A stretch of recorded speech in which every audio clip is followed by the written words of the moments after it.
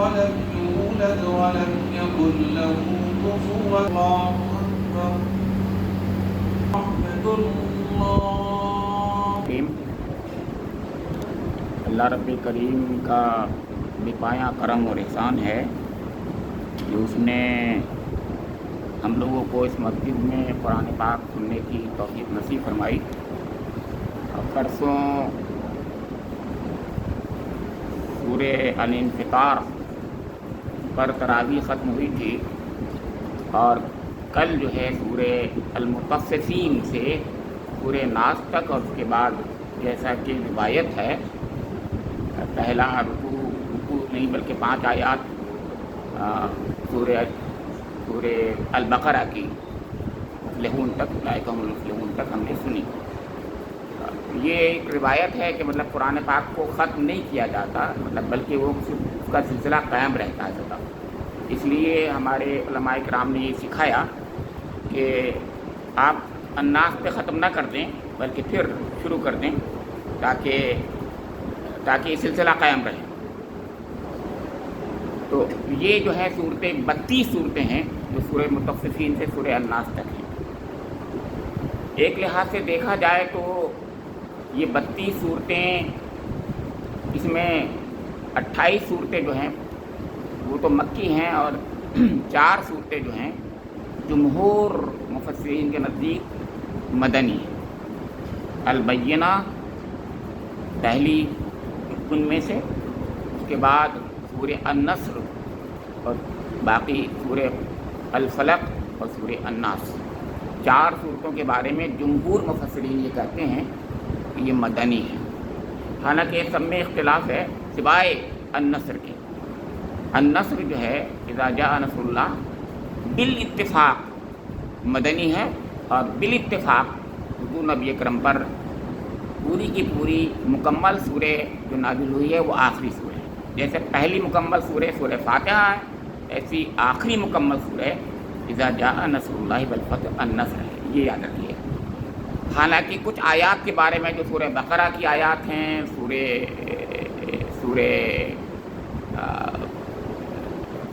توبہ کی آیات ہیں، اس کے بارے میں کہا جاتا ہے کہ وہ آخری آیات ہیں جو حضور کے وصال سے چند دن پہلے نازل ہوئی ہیں، یعنی حجۃ الوداع کے بعد بھی نازل ہوئی ہے. کے بارے میں سورہ بقرہ کی 182ویں آیت ہے وہ واتقوا یوما ترجعون فیہ الی اللہ، اس کے بارے میں یہ آخری آیت تھی. پھر اسی طریقے سے لقد جاءکم رسول، یہ والی سورہ توبہ کی آیت آخری جو ہے، آخری لاسٹ بسمن، یہ اس کے بارے میں کہا جاتا ہے کہ یہ آخری نازل ہوئی آیت. رسول من انفسکم عزیز علیہ ما عنتم حریص علیکم بالمؤمنین رؤوف رحیم، وہ والی آیات. تو بہرحال آج کے مطلب سے، آج کے خلاصے کے تعلق سے اور کل کی جو صورتیں تھیں ان میں ایک خاص بات دیکھی جاتی ہے. چند باتیں بات کرنے کے لیے کہ چھوٹی چھوٹی صورتیں اور چھوٹے چھوٹے جملے، یعنی چھوٹی چھوٹی آیتوں پر مشتمل. یہ چھوٹے چھوٹے جملے، دل میں اتر جانے والا کلام، زبان پر گنگنانے والا انداز، یعنی آدمی اس طریقے سے یاد کرے، اس میں وہ ردم ہے، وہ میوزک ہے جس سے چاہے لوگ ایمان لائیں یا نہ لائیں اس بے ساختہ زبان پر ان کے آ جاتا ہے. جیسے کچھ لوگ نظم، گانا اور غزل ان چیزوں کو اپنی زبان پر لے آتے ہیں چاہے معنی ان کو پتہ نہ ہو. تو اس طریقے کی یہ ہیں آیتیں. عرب والوں کے لیے خاص طور سے ایسی تھیں، وہ ایمان نہیں لاتے تھے پھر بھی ان کی زبان پہ یہ کچھ اس کی یہ آیات جو تھیں ان کی زبان پہ باقاعدہ آتی تھیں. تو جب آتی تھی تو وہ سوچتے ہوں گے کبھی نہ کبھی، جیسے ہم بھی سوچتے ہیں کہ آخر اس کا مطلب کیا ہے، کیا معنی ہے. اسے کہتے ہیں جوامع الکلم یا جوامع الکلم، دونوں پروننسیشن ہے اس کے. تو یہ جوامع الکلم جو ہیں یعنی بہت جامع کلمات پر مشتمل آپ کے کلمے. اس کا مطلب کیا تھا؟ یہ تو اس سے الگ ہٹ کے ہے، ردم سے ہٹ کے. ردم تو 2 الگ الگ کلموں کے درمیان میں ایک خاص زیر و بم کو کہتے ہیں. وہ زیر و بم جو ہے، جو میوزیکل زیر و بم جو ہے اس کو کہتے ہیں. لیکن جوامع الکلم کا مطلب یہ ہوتا ہے جیسے انا اعطیناک الکوثر، ہم نے آپ کو اے نبی اطہر، نبی خاتم، اے محبوب، ہم نے آپ کو الکوثر عطا کر دیا۔ اس کا مطلب عربی زبان میں بھی مطلب لوگوں کو پتہ نہیں تھا، یہ الکوثر ان کے ہاں تھا ہی نہیں، مستعمل ہوتا ہی نہیں تھا، یہ صرف قرآن نے دیا۔ کثیر، اکثر، یہ سب کچھ ہوتا تھا، مبالغے کے سیغے میں اس سے زیادہ اکثر اور کثیر سے زیادہ کچھ اور چیز نہیں پائے۔ کثیر ویسے بھی کثیر ہوتا ہے اور اکثر اس سے زیادہ ہو گیا، لیکن کوثر نام کی چیز، کوثر ٹرم نہیں آتا تھا کبھی عرب میں، لیکن یہ قرآن نے دیا۔ تو یہ قرآن نے یہ الکوثر دیا، یہ ہے جوامع الکلم کا ایک کی مثال۔ کہنا یہ عرض کر رہا ہوں، مطلب یہ ہے کہ اس کی جامعیت کتنی ہوگی۔ ایک طرف اللہ کے رسول بتاتے ہیں کہ حوض کوثر اور نہر کوثر، اور دوسری طرف اللہ تعالیٰ، یہ مفسرین یہ کہتے ہیں کہ اس کا تصور ہم نہیں کر سکتے اللہ رب کریم نے کیا کیا کثرتیں، عنایتیں، عطائیں حضور نبی کریم کے لیے مقدر فرما دی۔ کیا کیا کیا کیا عطا، کیا عطا، انا اعطینا، ہم نے آپ کو عطا کر دی الکوثر، سمجھے آپ کے۔ تو کثرتوں کا کی سپرلیٹیو ڈگری جو تھی اس کو، یہ جوامع الکلم کی ایسی سورہ العصر ہے جیسے والعصر ان الانسان لفی خسر الا الذین آمنوا وعملوا الصالحات وتواصوا بالحق وتواصوا بالصبر۔ امام شافعی رحمۃ اللہ علیہ کہتے ہیں کہ اگر قرآن پاک کی صرف یہی سورہ نازل ہوتی تو انسانی ہدایت کے لیے کافی تھی۔ اسے کہتے ہیں جوامع الکلم، مطلب کہنے کا یہ بتانا چاہ رہا ہوں، اسے کہتے ہیں مطلب اس کافی ہے یہ انسان کی فلاح اور خسران کا معیار کیا ہے، کسے کہتے ہیں، کس میں کامیابی ہے اور کس میں ناکامی ہے۔ اتنے سے 3 آیتوں میں سب کچھ ہے اس کے اندر۔ زمانہ گواہ ہے، زمانہ گواہ، زمانہ ہی سب کچھ ہے ہمارے پاس، جو کچھ بھی ہمارے پاس مہلت عمر یہی تو ہے، اور اس کے علاوہ ہے کیا؟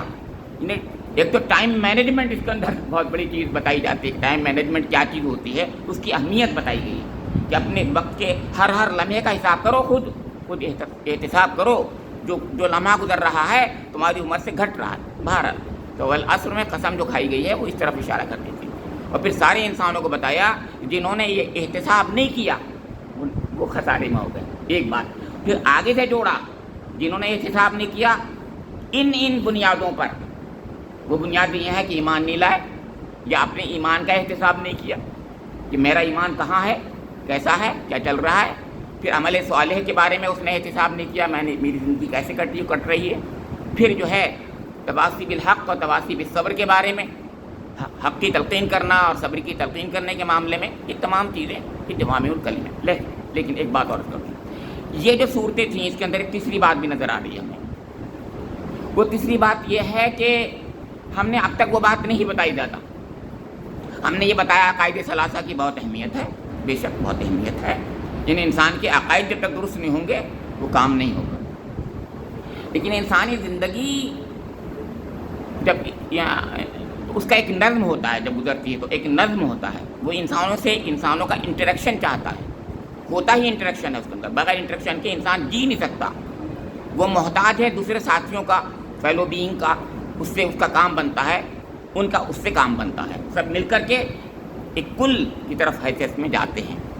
تو یہ جو ایک چیز تھی کہ انسان کے ساتھ میں اس سے کیا ہوتا ہے، جب انٹریکشن ہوتا ہے تو کھٹپٹ بھی ہو سکتی ہے، جھگڑا بھی ہو سکتا ہے، ناچاقی بھی ہو سکتی ہے، محبتیں بھی ہو سکتی ہیں، نفرتیں بھی ہو سکتی ہیں۔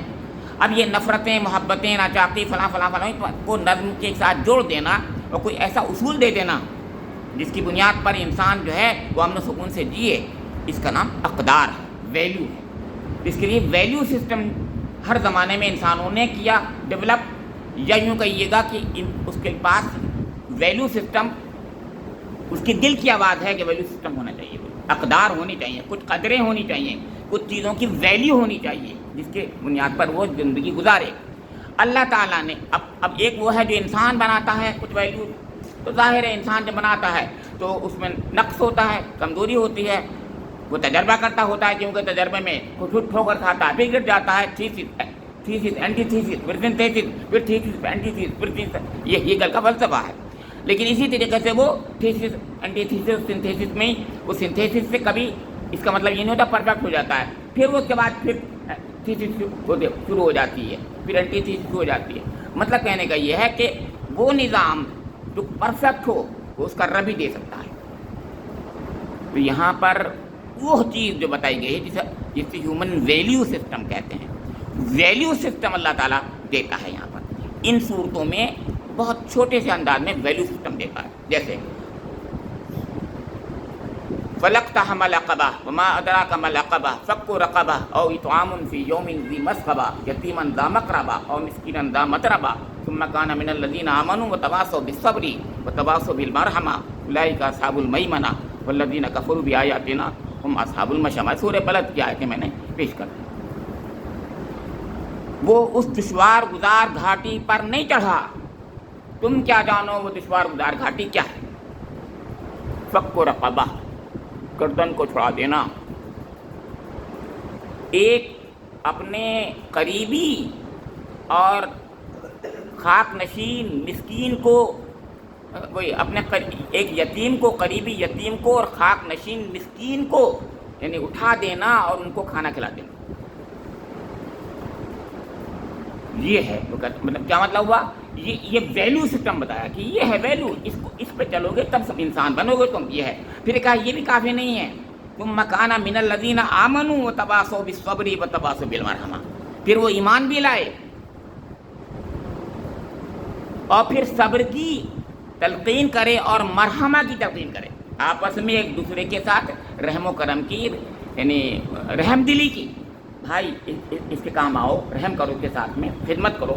تو انسانوں کی خدمت، ان سے محبت، ان کے ساتھ رحم، یہ چیز جو ہے یہ قرآن کہتا ہے. اب بہت سی آیتیں تو کتنی تھیں، میں تو صرف اشارہ کر رہا ہوں. ایک ویلیو سسٹم دیتا ہے تو قرآن اس میں. اب ایک لحاظ سے میں اگر دیکھا جاؤں، بات لمبی ہو رہی ہے تو ویلیو سسٹم ہوئی. اب کچھ روایتیں ہوتی ہیں وقتی طور پر یا آفاقی قسم کی روایتیں ہوتی ہیں، جیسے سچائی ایک ایسی ویلیو ہے جو آفاقی ہے. ایک ایسی ہوتی ہے ویلیو جیسے کہ مہمان نوازی، یہ بھی ایک ویلیو ہے. کچھ ایسی ہوتی ہیں جو کچھ لوکل ہوتی ہیں، کسٹمز ہوتے ہیں. ان لوکل کسٹمز میں وہ اچھی مانی جاتی ہیں، ان کو معروفات کہا جاتا ہے، وہ معروف ہوتے ہیں. تو معروف و منکر کا بھی ایک نظام ہوتا ہے، ویلیو سسٹم کا بھی ایک نظام ہوتا ہے، آپس میں محبت کا ایک نظام ہوتا ہے، اور خونی رشتے کے پاس و لحاظ کا معاملہ ہوتا ہے. قبائلی نظام میں جڑے ہوئے ہوتے ہیں وہ لوگ، آپ میں خونی رشتے جڑے ہوتے ہیں، اس کو بھی پاس لحاظ کرنا ہوتا ہے اور کرنا چاہیے. اسی بنا پر سورہ لہب آ گئی. سورہ لہب میں کیوں ایک شخص کا نام لے کر، صرف ایک شخص کا نام لے کر اللہ تعالیٰ نے اس کے ساتھ ناراضگی کا اظہار کیا ہے. صرف ایک شخص کا نام لیا ہے، ابو لہب کا، اور کسی کا نام نہیں لیا جو کہ دشمن اسلام ہو. ابو جہل کا نام کیوں نہیں لیا، ولید بن مغیرہ کا نام کیوں نہیں لیا قرآن میں، جبکہ ان کے بارے میں بہت بات تفسیروں میں بھی بتاتا رہا ہوں آپ کو، اور ابو جہل کے بارے میں سب جانتے ہیں، اس کا نام تو نہیں آیا. سورہ علق میں جو اگلے رکوع کا ذکر ہے وہ ابو جہل سے متعلق ہے بالکل، اس میں دو رائے نہیں، لیکن نام نہیں، اس کا نام نہیں لیا گیا. کچھ سرکش کہا گیا، سب کچھ کہا، وہ روک رہا ہے، نماز سے روک رہا ہے، یہ کر رہا ہے، سب کچھ اس کے اندر ہے. اب کیوں کیا؟ اس لیے کہ وہ قبائلی سسٹم میں جو ایک روایت پائی جاتی تھی، جو میرا بھائی ہے، جو میرا چچا ہے، جو میرا اپنا خون ہے، اس کی مجھے حمایت کرنی ہے، چاہے مجھے اس سے اختلاف کیوں نہ ہو. تو حضور نبی اکرم کا اختلاف کے باوجود اگر ابو لہب حضور سے کی مخالفت نہ کرتا تو وہاں کی روایت کے مطابق بالکل ٹھیک تھا. لیکن اس نے کیا کیا؟ اس نے اس روایت کو بھی توڑ دیا. اللہ تعالیٰ نے اس کو پسند نہیں کیا. یہ کہنا چاہ رہے ہیں، اسے کہتے ہیں کچھ باتیں اس کو بھی اس کی طرف توجہ دینی چاہیے، یہ کہ اس کی ویلیو کی سسٹم کی ضرورت کیا ہے، ورنہ وہ پورا نظام ختم ہو جاتا، دھڑام سے گر پڑتا. اگر ایسا نہ ہوتا، وہ قبائلی زندگی. اس کا مطلب کیا ہوا؟ اس مطلب یہ ہر جگہ کے الگ الگ کسٹمس جو ٹریڈیشن ہوتے ہیں ان کا بھی پاس و لحاظ کرنا چاہیے. اسلام اس کو وہ کہتا ہے جو جس جگہ پر ہے اس کے لحاظ سے کسٹم ٹریڈیشن معروف کی روشنی میں غلط نہ ہو، بس اس کے اندر کوئی کسی کے ساتھ ظلم نہ ہوتا ہو. اصلی بنیاد یہ ہے وہ ظلم نہ ہوتا ہو، بلکہ اس کے ساتھ محبتیں ہمدردیاں ہوتی ہوں تو کام وہ ٹھیک ہے، وہ معروف ہے. تو اس قسم کی چیزیں جو ہے قرآن نے بتائیں، یہ سب چیزیں سب ملتی ہیں. تو خلاصہ جو تھا میں کہنا یہ چاہ رہا ہوں، اس میں ایک لحاظ سے قرآن کا خلاصہ آ گیا. یہ کتنی صورتیں ہیں؟ 32 صورتیں. لیکن کچھ چیزیں ایسی تھیں جو واضح نہیں ہوئیں اور تشنہ رہ گئیں، تشنگی رہتی ہے اس کے اندر. تو کچھ میں ایڈ کرنا چاہتا ہوں ابھی پہلے. تو میں نے یہ جو متففین سے آج کہا، متففین سے ہمارے امام صاحب نے یعنی کل پڑھا تھا آگے کے لیے، تو اس کے اندر آپ اور سورے جوڑتے چلے جائیے. تو سورہ نبا کی 5 صورتیں جو تھیں کل بتائی تھی میں نے پرسوں، وہ بھی جوڑ دیجئے، اور 5 صورتیں اور جوڑیے، 5-6 صورتیں. وہ جب جوڑ دیں گے وہ کہاں سے؟ سورہ جن سے جوڑیے، سورہ جن سے، بلکہ سورہ نوح سے جوڑیے. سورہ نوح، پھر سورہ جن، پھر مزمل، پھر مدثر، پھر قیامہ، اور پھر دہر، اور پھر مرسلات. 3 3 6 7 صورتیں وہ، اور 5 صورتیں یہ تھیں جو سورہ نبا کی تھیں. 7 5 12 اور 32 44 ہوگی نا. تو 44 کو جب لے آئیں گے تو سوا پارہ ہو جائے گا یہ. تو یہ کچھ زیادہ اچھا یعنی ہمارے بارے میں کچھ پتہ چلتا ہے اس کے میں، کیونکہ اس کے اندر اللہ کے رسول کو جو جس کا ذکر میں کر چکا سورہ مزمل میں، پھر آپ کو کھڑے ہو جائیے آپ، یعنی آپ کو قوت ملے گی اس سے، تو دعوت کے کام میں تقویت کیسے ملے گی یہ بتا رہی ہے سورہ. مدثر میں کار رسالت کیا ہوتا ہے یہ میں نے بتایا تھا، یہ بتا رہی ہے سورہ. سورہ جن میں جن کے بارے میں، ان کے اوصاف، ان کے بارے میں پورا ایک ویو رکھتی ہے سورہ جن.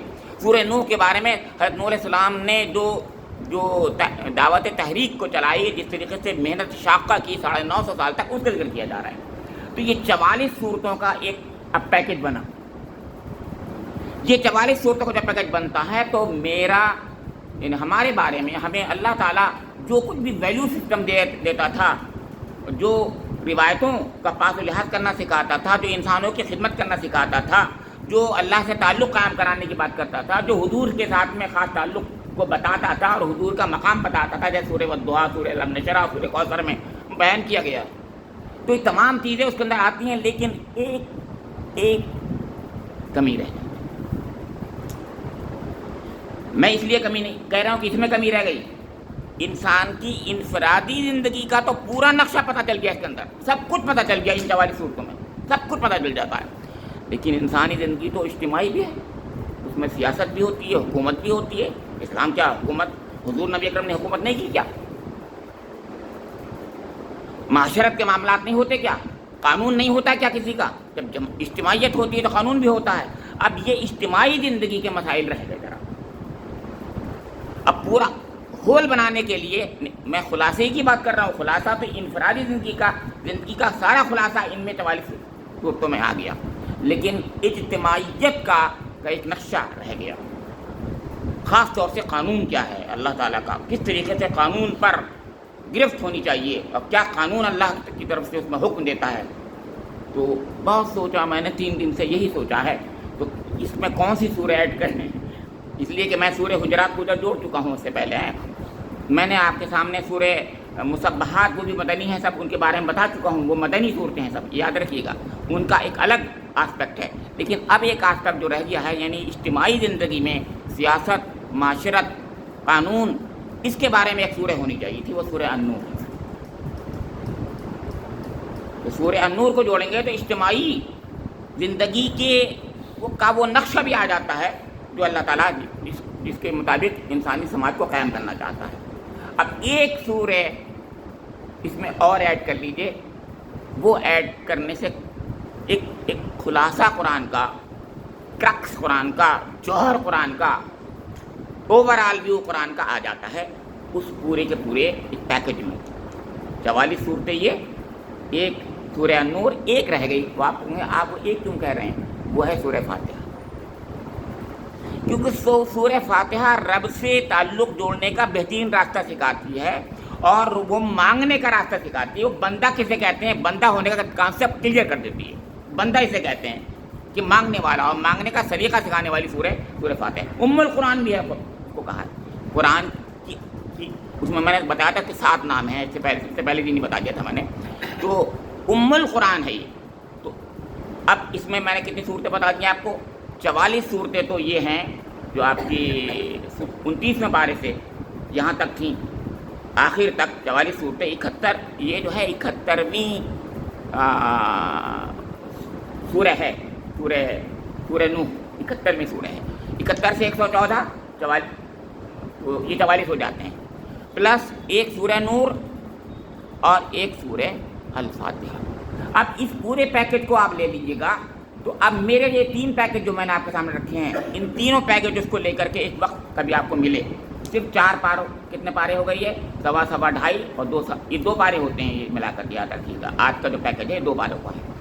یہ 4.5 پاروں کا پیکج جو ہے، جو بھی پڑھ لے گا ایک بار ذرا غور سے، اس کے سامنے قرآن کا ایک ایسا، یعنی قرآن کا پوری تعلیم آ جائے گی۔ قرآن کیا چاہتا ہے، کیسے چاہتا ہے، ہم سے کیا مطالبات کرتا ہے، اس کی ویلیو سسٹم کیا ہے، وہ اپنے بتاتا ہوں، وہ حقوق کے بارے میں کیا بتاتا ہے، انسانی حقوق کے بارے میں کس طریقے سے اس کی تفصیل کرتا ہے، انسان اور خدا کے درمیان میں حق کیا ہے، انسان اور خدا کا تعلق کیسے قائم ہونا چاہیے۔ بہترین تزکیہ نفس کی بات کر رہا ہوں، وہ جس کو میں نے مصباحات میں جوڑا ہے، آپ یاد رکھیے گا۔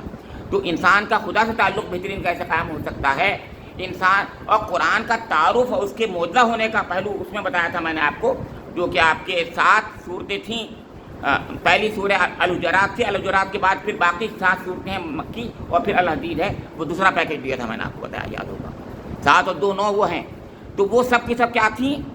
وہ ہیں قرآن پاک کا تعارف اور قرآن پاک کی معرفت اور قرآن پاک کا اعجاز، یعنی معجزہ ہونا، یہ ثابت کر۔ اب قرآن سے محبت پیدا ہو جائے گی دوسرے والے پیکج سے۔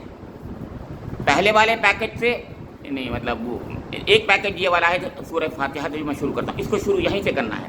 اس والے پیکج سے جو ہے پورا ہماری زندگی کا نقشہ، اور خاص طور سے میری زندگی کیا ہے، مجھے کیسے کرنا چاہیے، ہے کہ نہیں، اور اجتماعی اور انفرادی زندگی میں کس طریقے سے مجھے رہنا چاہیے، یہ پہلا پیکج بتاتا ہے، جو آپ کا میں نے بتایا 2.5 پاروں کا ہے، 2.5 پاروں کا ہے۔ اس کے بعد وہ 2.25 پارے کے 2 پیکج ہیں۔ آخری والا جو پیکج تھا وہ پیکج یہ ہے کہ میری زندگی کا تزکیہ کیسے ہو، تزکیہ نفس۔ مصباحات جو ہیں میں نے بتایا تھا آپ کو، تزکیہ نفس کے بارے میں پوری طریقے سے انسان کو بتایا۔ اب یہ جو ہے آپ، یعنی میں نے یہ نہیں کہا کہ آپ قرآن کو اتنا ہی پڑھیں، قرآن کو تو آپ کم سے کم 2 بار ترجمے سے پڑھ لیں۔ اس کے بعد یہ پیکیجز جو ہیں اس پر باقاعدہ فوکس کریں اپنی زندگی کو، کہ اللہ رب کریم چاہتا کیا ہے، اس کو باقاعدہ تدبر کر کے پڑھیں، غور سے پڑھیں، تفسیروں سے پڑھیں، غور کریں، تب جو ہے آپ کے سامنے بہرحال قرآن پاک جیسا چاہتا ہے جو تعلیمات ہیں انشاءاللہ تعالیٰ آپ کے سامنے آ جائیں گی۔ ربنا تقبل منا انک انت السمیع العلیم تب علینا انک انت التواب الرحیم۔ رب کریم مجھے اور آپ لوگوں کو قرآن پاک کی سمجھ کی توفیق نصیب فرما دے، اس کی معرفت نصیب فرما دے، اس کے مطابق زندگی گزارنے کی توفیق نصیب فرما دے، اس سے محبت نصیب فرما دے، اپنی محبت نصیب فرما دے، اپنے حبیب کی محبت نصیب فرما دے، ہمارے گناہوں کو بخش دے رب کریم۔ ربنا تقبل منا انک انت السمیع العلیم تب علینا انک انت التواب الرحیم۔ آخر دعوانا الحمدللہ رب العالمین۔